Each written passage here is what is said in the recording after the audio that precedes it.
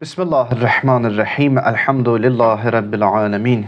Vessalatu vesselamu ala eşrefil enbiya'i vel mursalin. Seyyidina ve nebiyyina ve mevlana Ebel Kasimi Mustafa Muhammed sallallahu aleyhi ve alihi ve sellem ve alihi teyyibinat tahirin. Ve la'netullah ala a'daihim ecma'in minel an ila kıyami yevmiddin. Eûzu billahi semil alim mineşşeytanirracim. Rabbi şrah li sadri ve yessir li emri ve hlul ukdeten min lisani yefkahu kavli.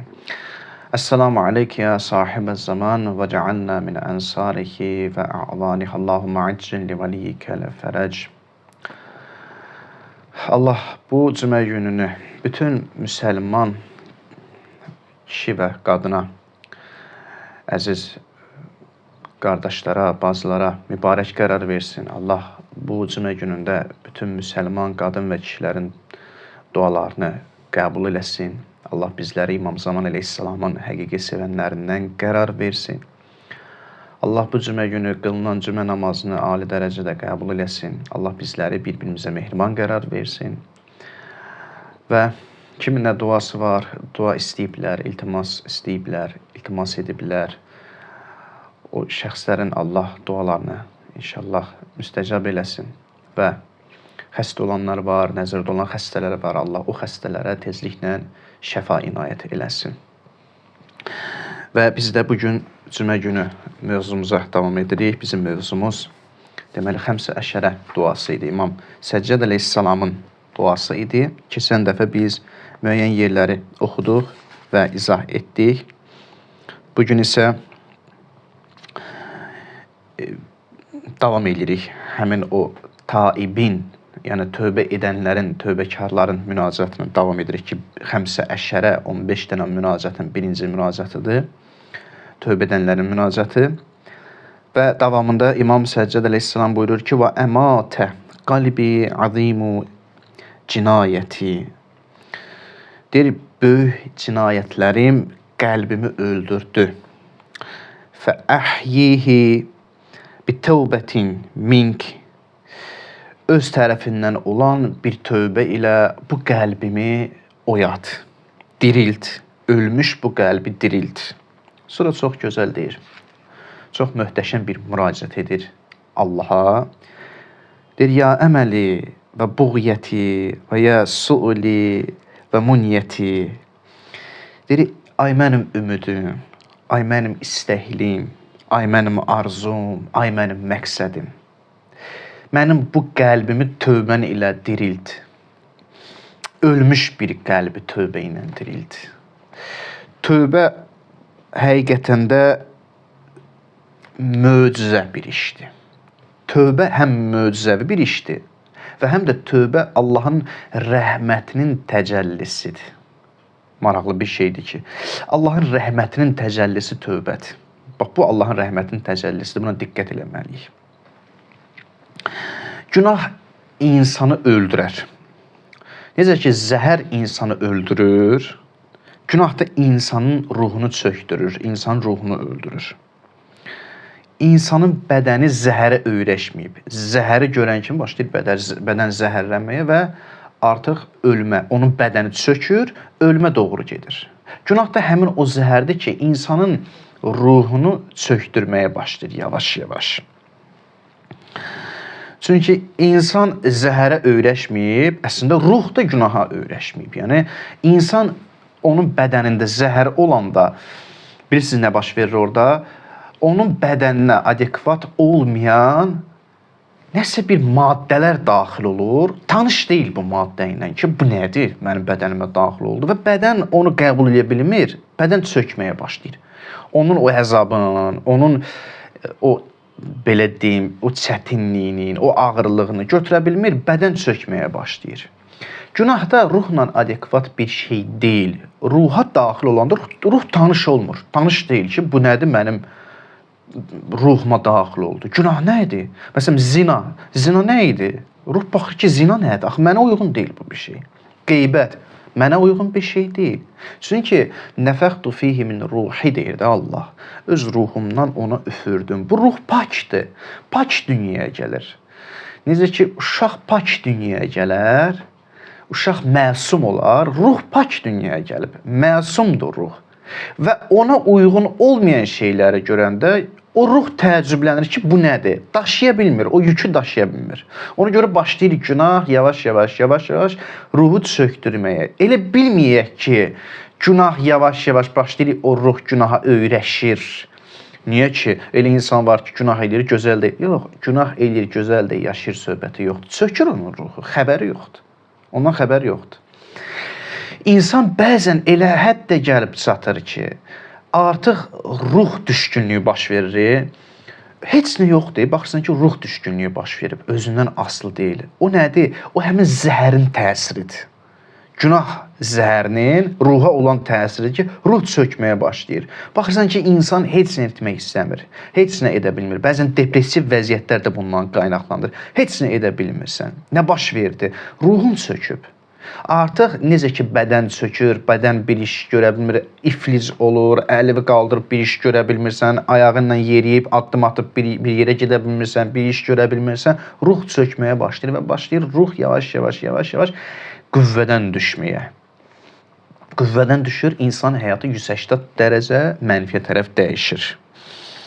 Ona görə günah insan üçün yad bir şeydir. Günah insan üçün, belə deyim, tanış bir şey deyil. İnsan ilk günah eləyəndə təəccüblənir ki, bu nədir? Yəni, bu nə idi, nə baş verdi? İnsan öldükdən sonra o ruhun ağırlığını görəcəyi, burada bəzən tam olaraq onu görmürük. Sadəcə olaraq mərhum Ustad Hacı Şahin danışardı, gözəl deyərdi. Deyərdi ki, insan bu dünyada necə ki, bədənimizə keydizi vurarlar, o keydizi bizim ağrımızı hiss etdirməz. İnsan dünyada keydizi ilə məşğuldur. Yəni, insana keydizi vurulub. Dünya yəni keydmə, insan keydir. İnsan dünyasını dəyişəndən sonra o keydizinin təsiri aradan gedir və başlayacaq ruhu ilə təkbətək qalmağa, ağrılarını görəcək. Az da olsa dünyada hiss eləyir. Bəzən keydizi az olur, ağrını hiss eləyirsən. Burada az olsa da insan hiss eləyir. Az da olsa hiss eləyir, keydizi olsa da hiss eləyir. Amma dünyadan köçdükdən sonra tamamilə təsir aradan gedəcək. O dünyanın illüziyası aradan gedir və insan başlayır ruh ilə təkbətək qalmağa. Maraqlı bir şey deyirlər, bərzəx aləmində insan bərzəx aləmində olanda hara daxil olacaq insan? Yəni, bərzəx aləmi nə? Nə deməkdir bərzəx aləmi? Mən bərzəx aləmində hara daxil olacam? Belə bir bənzətmə deyirlər, maraqlı bənzətmədir. Ariflərdən, irfan əhlindən belə deyirlər. Deyirlər ki, insan daxil olanda bərzəx aləminə, elə bir ki, ruhuna daxil olacaq. Öz ruhunun aləminə daxil olacaq və orada gördüyü zülmətlərdir, onun həmin o günahının təcəllisidir ki, görür ruhunda. Orada gördüyü nurdur, onun yaxşılıqlarının təcəllisidir ki, görür. Yəni, orada o başlayacaq bütün o ruhunun tərəflərini görməyə, bütün o ruhunun təsirlərini görməyə başlayacaq. İnsan bu dünyada hiss eləmir. İnsan bu dünyada hiss eləmir. Maraqlı bir şey də deyirlər ki, bəzən olur, hiss eləyirsən, az dərəcədə hiss eləyirsən. Yəni, dünyanın tutumuna uyğun hiss eləyirsən o günahın təsirini. İndi mən neyniyim? Bunun çıxış yolu nədir? İnşallah gələcəkdə deyərəm. Ariflər deyirlər ki, bunun çıxış yolu bilirsiniz nədir? Əslində o günahın təsiri özü də bir Allaha tərəf getmək üçün müqəddimədir. İnsan əziyyət çəkir, o əziyyəti görür. Ruhundakı o çətin bir vəziyyəti görür, əziyyət çəkir və deyir ki, orada Allaha yapışmaq lazımdır. O da nədir? Tövbə. O anda tövbə eləmək lazımdır. Ağrıyıram, ilahi, insanın bədəni ağrıyanda necə fəryad eləyər? Bədənim ağrıyır, ayağım ağrıyır məsələn, başım ağrıyır, dişim ağrıyır, fəryad eləyirəm, özümdən asılı deyil. Deyir, insanın da ruhu elə olduqda, insan tövbə ilə fəryad eləməlidir. Tövbə, bu ağrı insanı aparmalıdır tövbəyə. Görün, Allah nə qədər rəhmətlidir ki, hər bir günahın nəticəsi bədbəxt olmaq demək deyil, ha. O günahın nəticəsi təzdən səni Allaha qaytarır, təzdən səni tövbəyə tərəf sürükləyir, tövbəyə tərəf aparır. İnsanın başı ağrıyanda, dişi ağrıyanda dərman tərəfə qaçar da, düzdürmü? Elə ağrıda vəssalam bu cür qalacam, yox. Dərman tərəfə qaçar, dərman axtarar. Hər bir günahın nəticəsi ki, insanın ruhunu çökdürür, ruhu ağrıyır, o nəyə vadar olur? O vadar olur ki, insanı dərmana tərəf aparsın. Kimə? Yəni Allah tərəf aparsın, məsumlara tərəf aparsın, Peyğəmbərin qapısına aparsın.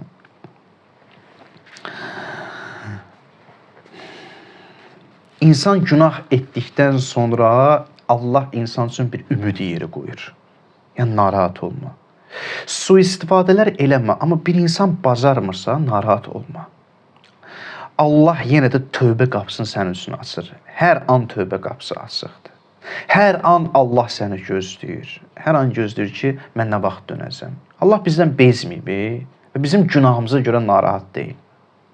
Baxın, Həzrət Adəm əleyhissalamla məlun şeytanın fərqi nədən idi? İkisi də günah elədi. İndi biz ona günah deyirik də məsələn. İkisi səhv elədi ikisi də. Adəm əleyhissalam Allahın qadağan etdiyi ağacdan getdi istifadə elədi. Meyvədən getdi istifadə elədi. Şeytan da dedi ki, mən səzz etmərəm, mən ondan üstünəm. Allah ikisini də bağışlaya bilərdi, amma Adəmi bağışladı. Rabbənə zaləmnə ənfusənə və illəm təxfir lənə və tərhəmnə lənəkunənnə minəl xasirin. Deyir, ilahi, sən məni bağışlamasan, rəhm etməsən, mən özümə zülm etdim, məni bağışlamasan, rəhm etməsən, mən xəsarətdə olanlardan olaram. Amma şeytanı bağışlamadı. Səbəb nədir? Şeytan etdiyi işə görə, səhvinə görə başladı ona bəhanələr axtarmağa, yəni həyasızlıq elədi. Amma Adəm əleyhissalam dedi, Rabbənə zaləmnə. Mən zülm etdim özümə, biz özümüzə zülm etdik. Şeytan dedi ki, mən ondan üstünəm. Şeytan bildi səhv elədi, amma səhvin boynunu almadı. Həyasızlıq eləyib səhvinə bir bəhanələr geyindirdi. Amma Adəm əleyhissalam dedi, Rabbənə zaləmnə ənfusənə. İlahi, özümə zülm etdim, səhv etdim. Yəni boynunu aldı, həyasızlıq eləmədi. Allahın problemi günahkarla deyil, bu günahkarda Allah ondan başlayır problem yaşamaq. Yox, Allahın problemi günahkarla deyil. Günah etdiyi o demək deyil, Allah bizdən üz çevirir. Bəs kimdəndir? Həyasız insanla Allahın problemi var. Allah şeytanı da bağışlaya bilərdi. Necə ki, Adəm əleyhissalam bağışladı.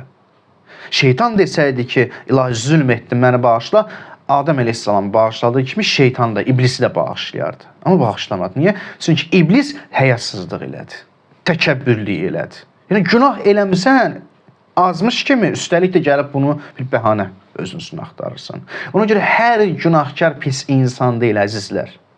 Bu dinimizin sözüdür. Bu Allahın sözüdür. İnşallah ayələr oxuyacaq. Hər bir insan ki, günah eləyir, o demək deyil, hər günah eləyən pis insandır. Xeyr, bu cür baxmaq lazım deyil. Günah eləyib həyasızlıq eləyən şəxs pis insandır. Mən günah eləyirəm, ilahi, cəsarətimə görə yox. Mən cəsarət eləmirəm sənə. Nəfsimlə bacarmıram. Bu yaxşı insandır əslində. Başı düşür, fərqindədir, fərqindəliyi var. Amma mən günah eləyirəm, əşallahdır da, nə olacaq ki? Və başlayır Allah'ı inkar eləməyə. Hətta elə bir bəhanə ilə şey eləyir ki, çıxardın da mənə günahdan. Bu artıq həyasızlıqdır. Sən üstəlik, mən üstəlik gəlib Allah'a bir, necə deyim, minnət qoyuruqsa, bu həyasızlıqdır. Allahın belə insandan xoşu gəlməz. Belə insandan üz çevirər. Və əmətə qəlbi azimu cinayəti, mənim cinayətimin böyüklüyü mənim qəlbimi öldürdü. Amma o ölmüş qəlb bir dənə bir möcüzə baş verir ki, dirilir. Hər zaman ölü qalmır. Ona görə hər günahkarın qəlbi ölmür. Və əhyihi bi tövbətin mink, səndən olan bir tövbə ilə qəlbimi dirildi. Dirilt mənim qəlbimi. Ya əməli və buğyəti və suudi və munyəti. Ay mənim ümidim, ay mənim istəyim, ay mənim arzum, ay mənim məqsədim, ay mənim hər şeyim. Səndən başqa kim qapısına gələcəm mən. Sən ancaq məni dirildə bilərsən, bu ölmüş qəlbi dirildə bilərsən. Allahın ən gözəl nemətidir tövbə. Tövbə yeni bir həyata, yeni bir səhifə açmaqdır.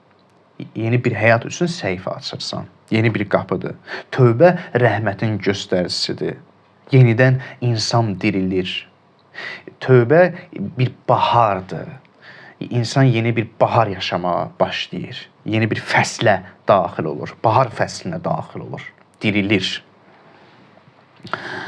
Quranda keçir inşallah ki, bu duanın da, münacatın da sonralarında da qeyd edəcəyik. Nəsuh tövbəsi var da Quranda. Bu nəsuh tövbəsi gözəllikdir. Çox gözəl bir məsələdir nəsuh tövbəsi Quranda keçir.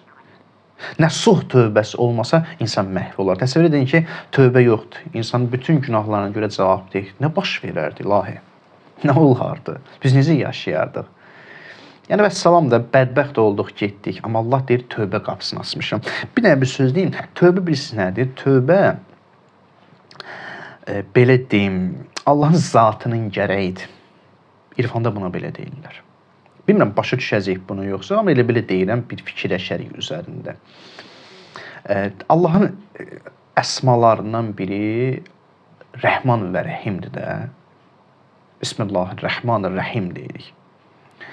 Yəni, bizim dildə tərcümə eləsək, sadə dildə bağışlayan, mehriban. Yəni, Allah bağışlayandır, öz rəhmətlidir. Rəhmətini göstərmək üçün gərək günahkar olsun da. Günahkar olmalıdır. Günahkar olmayandan sonra necə olur? Nə üçün rəhmətini göstərməlidir? Olardır ki, günahkar olmasın. Amma Allahın rəhmətini göstərməsin. Lazım deyil rəhmətini göstərsin. Yəni, elə günahkar olmasın, nə günahkar olsun, nə də Allah rəhmətini göstərsin. Yox. Məsələ burasındadır ki, yenə deyirəm, bu sui-istifadəyə səbəb olmasın. Bəzən insan günah eləyəndə, amma bu hər adam üçün deyil və bu o demək deyil ki, mən bilərəkdən, ixtiyarlı şəkildə gedim günah eləyim. Yox, bu mənası o deyil. Bəzən insan yolunu azır, günah eləyəndə elə tövbə eləyir ki, elə rəhmət ona şamil olur ki, indiyənə qədər o şəxsə eləyir.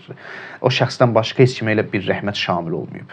Yəni, tövbə edəndə, günah edib, peşman olan halda da nazil olan rəhmət var, o fərqli bir rəhmətdir.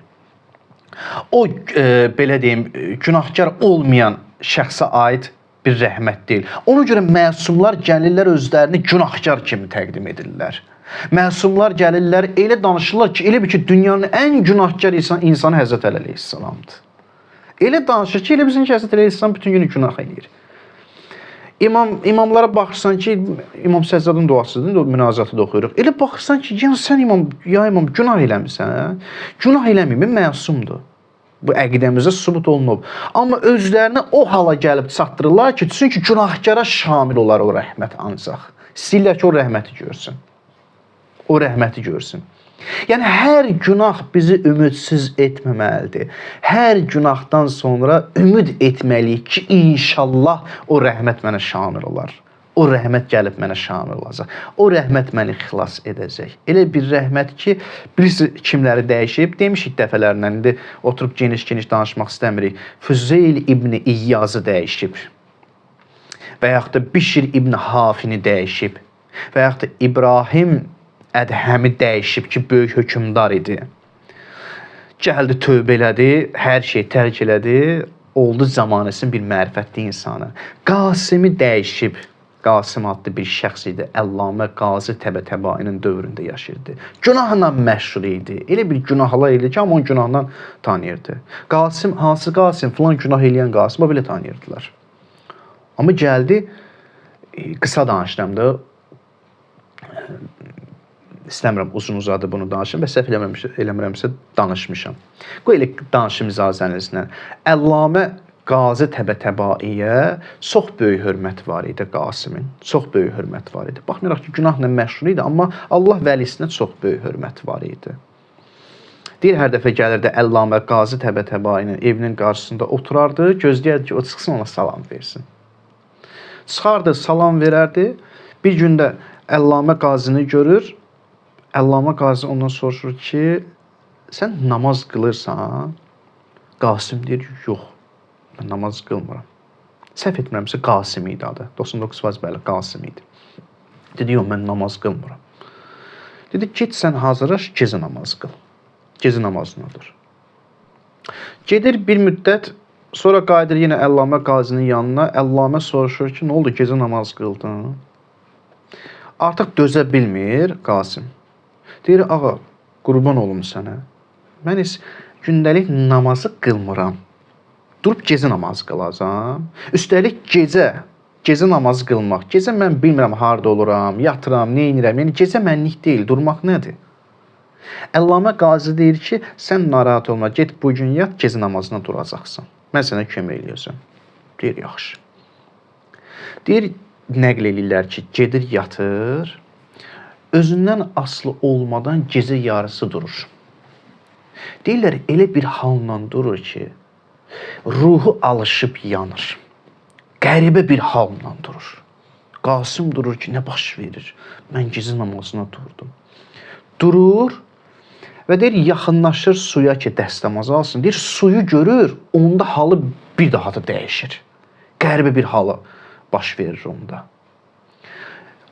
Dəstəmaz alır, namazını qılır və artıq namaza başlayır, zəmanəsinin mərifətli bir insanına çevrilir. Ki, onun barəsində danışırlar. Nə üçün? Həyatsızlıq eləmədi, bilirdi ki, səhvdir, Allah vəlisinə hörmət edirdi. Və tövbə, bax, həmin o tövbə idi ki, Allah vəlisinin vasitəsi ilə gəlib bu günahkar, hansı günahın dibində idi, gəlib onu dəyişdi Allah. Yəni, tövbə insana 180 dərəcə dəyişir. Yeni bir həyat bəxş edir. Tövbə möcüzədir. Heç bir məktəbdə belə bir şey yoxdur. Heç bir məktəbdə ki, bir an içərisində insan dəyişsin. Heç bir məktəbdə yoxdur. Əgər bizim kimisə haqqına girməmişiksə, haqqını uğramamışıqsa, insanın Allahla haqqı varsa, Allah öz haqqından keçəcək, bir anın içərisində onu dəyişər. Dəyişə bilər. İndi başqalarının haqqına da girmək məsələsi varsa, gələcəkdə inşallah o barədə danışacaq ki, o necə olacaq bəs. Onları danışarıq. Və buna nəsuh tövbəsi deyirlər. Kimlər bu nəsuh tövbəsi ilə arif olublar? Bu elə bir qayıdışdır ki, insan özünə qayıdaşıdır. İnsan özünə qayıdır, kimliyinə, həqiqətinə qayıdır, öz gövhərinə qayıdır. Ya əyyuhəl-ləzīnə amenu tubu ilallah təvbətən nəsuha. Təhrim surəsi 7-ci ayə.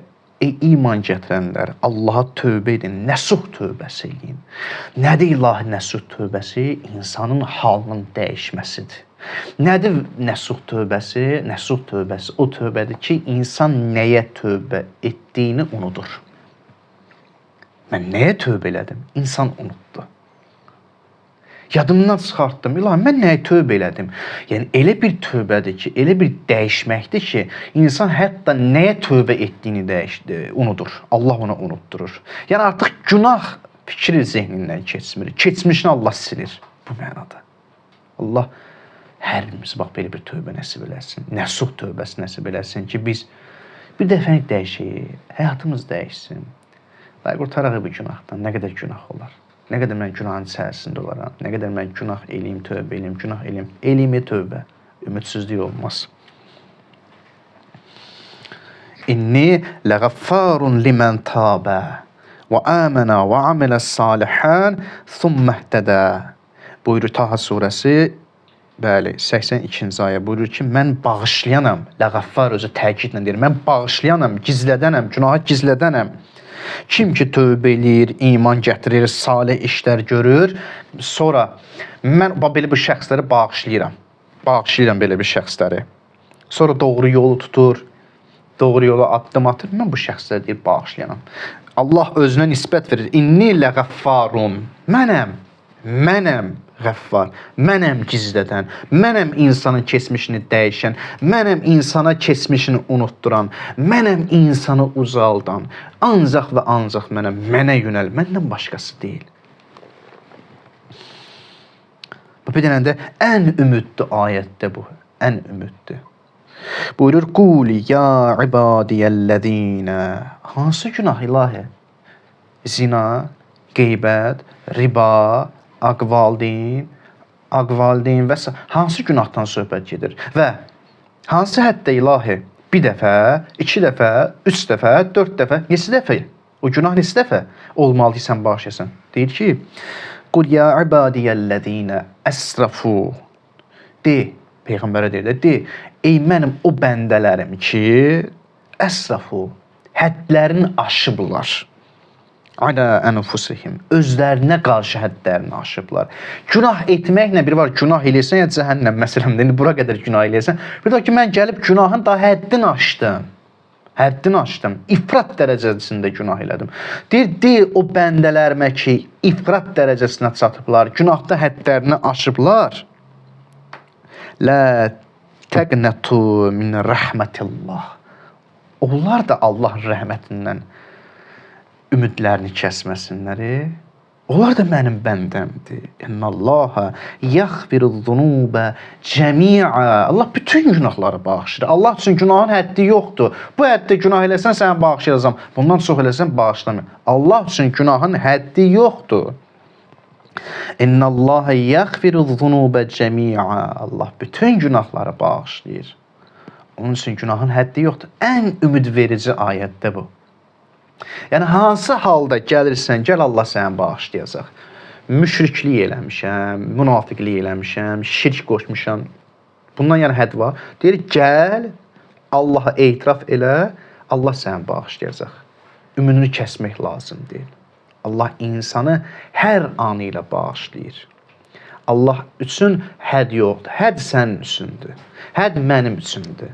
Mən elə biləm ki, bu həddən sonra Allah bağışlamayacaq. Mən elə bilirəm ki, bu həddən sonra Allah məsələn günahımdan keçməyəcək. Yox, hədd yoxdur. İnnehu huvel-gafurur rahim. O bağışlayandır. O gizlədəndir. Hələ başqa bir məsələ də var ki, Allah gəlir günahı neynir? Allah gəlir insanın günahını keçmişdə nə günah eləyibsə, gəlir o keçmişdə etdiyi günahı, pis işləri yaxşılığa çevirir. İllə mən tabə və əmənə və amilə amələn salihən fə ulaikə. İndi ayənin əvvəlinə işim yoxdur. Deyir ki, tövbə eləyirlər, iman gətirirlər, salih əməl yerinə yetirirlər. Deyir, onlar fə ulaikə yubəddilullahu seyyiatihim həsənat. Allah gəlir onların pis işlərini, etdikləri pis işlərini yaxşılığa çevirir. Yəni mən keçmişdə tövbədən öncə pis işlər görmüşdüm. İndi ki tövbə elədin, yaxşı işlə məşğulsan, görün Allahın necə bir qüdrəti var ki, deyir, o keçmişdəki işimi gəlib sən yaxşı işə çevirəcəm. Keçmişdə etdiyim bütün o günahları yaxşılığa çevirəcəm. Yəni bu onu göstərir ki, Allah nə qədər qüdrətlidir. Bu ümidverici bir ayədir. Bu demək ki, insan həqiqətən də İnsan Allah üçün mühümdür. Allah üçün insan mühümdür. İnsanın bir dəyəri var Allah yanında.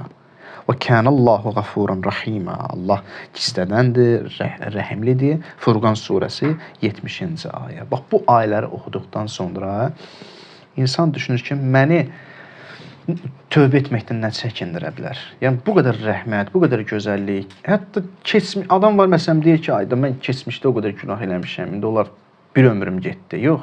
Deyir ki, o keçmişdəki olanları yaxşılığa çevirəcəm. Sən başlasan salih işləri görməyə, keçmişdə etdiyin o əməlləri, pis əməlləri bir yaxşı əmələ çevirəcəm. Yəni, keçmişindən də narahat olma. Bundan artıq Allah nə desin? Bu insanın ruh halıdır. İnsanın o tövbə ilə, nəsuh tövbə ilə ruhu elə çevrilir ki, o ruhunda elə inqilab baş verir ki, keçmişdə etdikləri, indiki bu ruhiyyəsi, tövbə ruhiyyəsi nəinki gələcəkdə keçmişinə də təsir edir. Çox maraqlı bir möcüzəvi bir şeydir. Gələcəyə təsir etdiyi kimi keçmişə də təsir edir. Sənin keçmişə də təsir eləyəcək. Bundan başqa nə deyək? Və əmətə qalbi azimu cinayəti fə əhyihi. Qəlbin böyük cinayətlə öldü. Onu dirildi. Nə ilə? Bir tövbətin. Səndən gələn bir tövbə ilə. Bu tövbə belə bir möcüzədir. Ya əməli və buğyəti və ya suili və munyəti. Ay mənim ümidim, ay mənim istəkliyim, ay mənim arzum, ay mənim məqsədim. İmam elə gözəl burada müraciət edir ki, tövbənin o gözəlliyini açıqlayır insana. Tövbənin o gözəlliyini göstərir. Allah bu cümə günündə bizlərə belə bir tövbə nəsib eləsin ki, həyatımız dəyişsin inşallah. Allahümmə inna nəsəlükə və nəd'uka bismikəl azimə əl-azəm əl-azzəl əcəlil əkrəm ve bil Hüseyni ya Allah ya Allah ya Allah ya Allah ya Allah ya Allah ya Allah ya Allah ya Allah ya Allah.